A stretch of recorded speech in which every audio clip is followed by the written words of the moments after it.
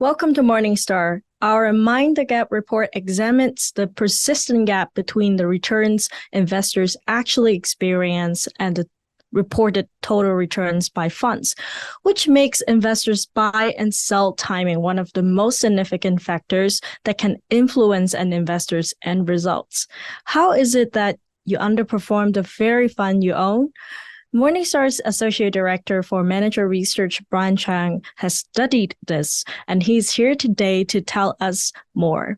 Hi, Bryan. How does the gap between investor returns and fund returns look like in Asia, and what causes this gap? Hi, Kate. Thanks for the question. So perhaps I'll just give some quick background first before I answer, the question. So first of all, for this report, we cover the past 5-year period between, July 2018 and June 2023, which, as you may recall, a very turbulent but meaningful period to examine because the volatility put investors to test. And then in this study, we analyzed 6 key fund markets around the world.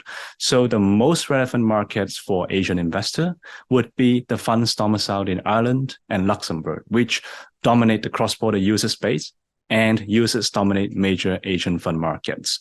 So, and also we cover the Hong Kong and Singapore domicile funds to complement our findings. So to answer your question, first of all, unfortunately, when we look across the 6 markets, they all saw negative return gaps on average, meaning that investors would have been better off staying with their investments rather than timing their entry and exit. So timing, as you mentioned, is definitely a key driver behind the gaps. And notably, the cross-border markets of Ireland and Luxembourg show the largest negative gaps compared to other markets.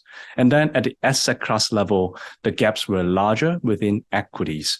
And we think performance chasing behavior was very evident in equity funds, especially those that have had an, exuberant times during the past 5 years, such as some technology sector funds that gone up, significantly during 2020 and part of 2021, where investors often bought these funds at peak level, and which results in larger gaps eventually. And interestingly, we also observed that equity funds with the largest net inflows over the past 5 years, i.e. the hottest funds in the market, also exhibited the largest gaps. And finally, the gaps were also negative across fixed income and allocation funds.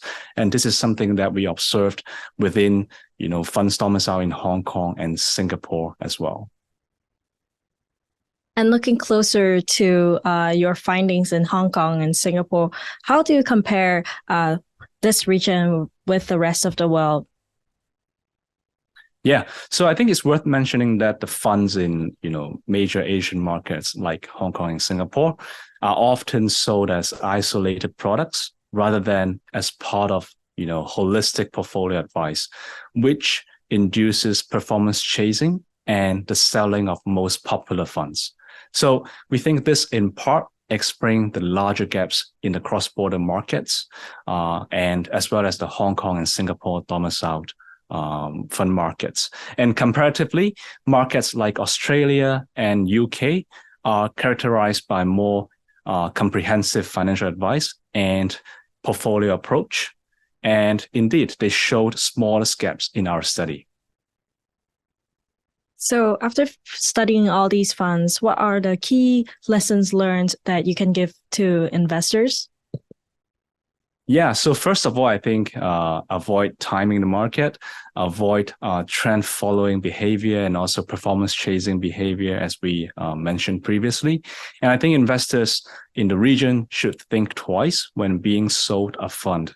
And I think try to take a long-term diversified portfolio approach for better results rather than, always trying to search for the, big gains in some gimmicky or niche offerings. And the other point I would like to highlight is that we observed that less volatile products served investors better, such as allocation funds, which exhibited among the smallest gaps compared to other asset classes. And then investors in these products are less prone to bad timing.